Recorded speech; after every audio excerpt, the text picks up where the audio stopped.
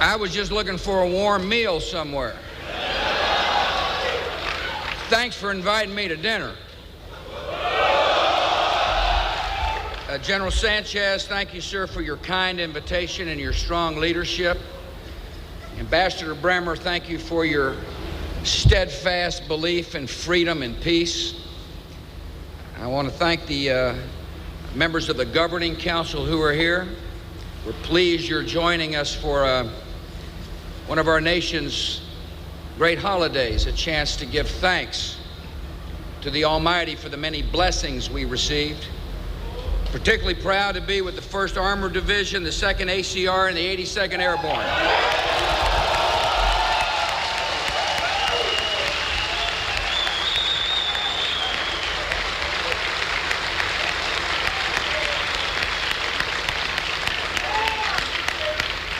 I can't think of a finer group of folks to have Thanksgiving dinner with than you all.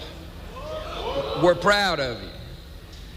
Today, Americans are gathering with their loved ones to give thanks for the many blessings in our lives. And this year, we are especially thankful for the courage and the sacrifice of those who defend us, the men and women of the United States military.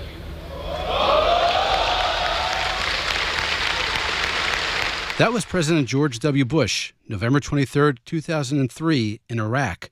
Earlier that year, March of 2003, President Bush deployed U.S. troops in Iraq for Operation Iraqi Freedom. In a surprise visit for Thanksgiving 2003, President Bush addressed about 600 U.S. troops at Baghdad International Airport. President Bush's visit to Iraq was shrouded in secrecy due to security concerns, and it was not made public until his return to the United States.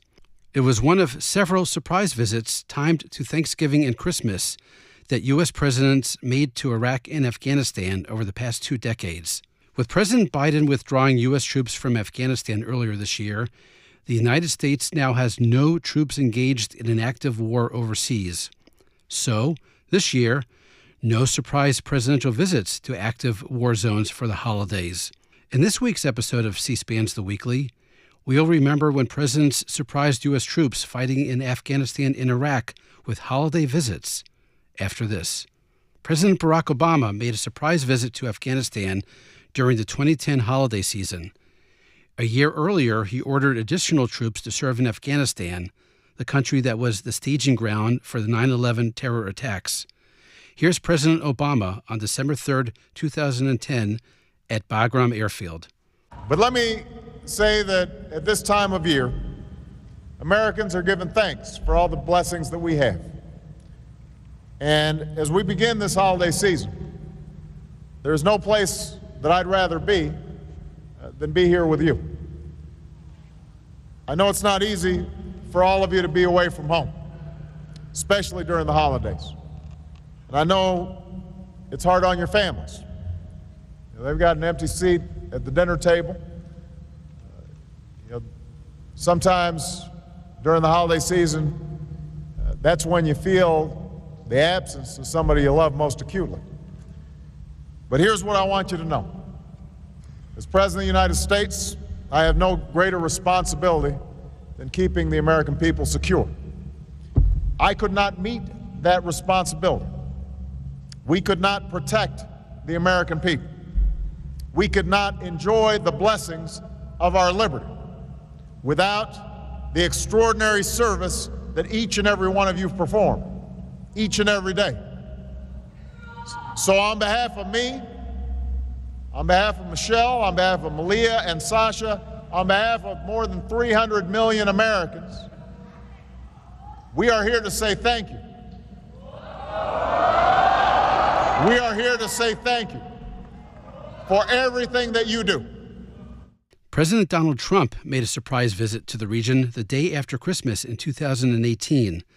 It was his first trip overseas to visit troops stationed in a combat zone.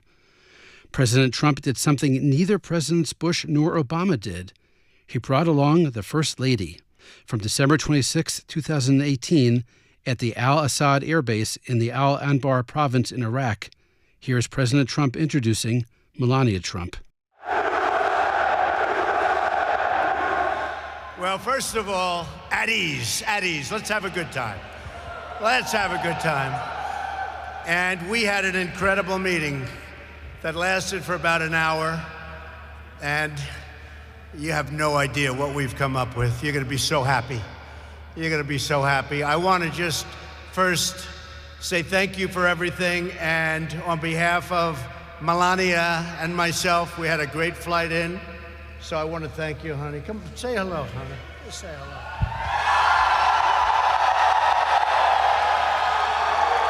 I'm very honored to be here tonight. Thank you for your service, for your sacrifice, and keeping us safe and free. I'm very proud of you, and on behalf of our nation, I'm wishing you a Merry Christmas and a happy and prosperous New Year. Thank you again, and to your families.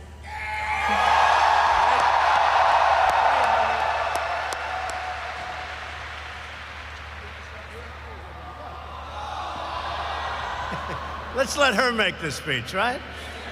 Yeah, she's great. Very popular First Lady and a great person. That was Iraq. The next year, Donald Trump made a surprise trip over Thanksgiving to Afghanistan. It was his first visit as president to that country. On November 28, 2019, President Trump served meals to U.S. troops stationed at Bagram Airfield. Reporters asked him about it. What for dinner? Having a good time, everybody? We love them. We love them. We say Happy Thanksgiving. We opened with President Bush making a surprise visit to troops in Iraq for Thanksgiving in 2003. Let's close with President Bush making another surprise visit to Iraq. For Christmas 2008, here's President Bush visiting Camp Victory in Baghdad on December 14th, 2008. Laura and I have been having a lot of Christmas parties at the White House, so I thought it'd be kind of neat to change the scenery. I would rather be with the men and women of the United States military than with anybody else. So as you can see, I decided to fly over, and in the spirit of the season, we renamed Air Force One to Rudolph One. Thanks for coming. I bring greetings from a proud and grateful nation. Merry Christmas to you. Happy holidays. Congratulations on your inspiring accomplishments here in Iraq. And above all, thank you very much for volunteering to defend our country in a time of danger. This is a time of year to give thanks for our many blessings. The greatest blessing we have is freedom and the fact that we've got a United States military to defend that freedom. And a bonus clip. President Obama was the only president in U.S. history to serve full 2 terms with the nation at war. We heard him address troops in Afghanistan during Thanksgiving, but he did not make a surprise visit to U.S. troops in Iraq during the winter holidays. And he typically spent Christmas with U.S. troops stationed in Hawaii during his winter vacation there. But 5 days before Christmas in 2011, President Obama was at Joint Base Andrews in Maryland as the colors of United States Forces Iraq returned, marking the end of the Iraq War for America.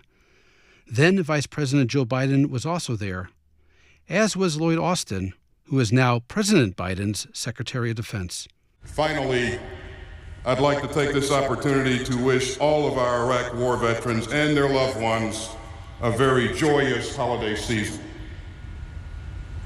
As you reflect on your service in Iraq, please know that your sacrifices were instrumental in liberating an oppressed people and providing them an opportunity to enjoy a better way of life.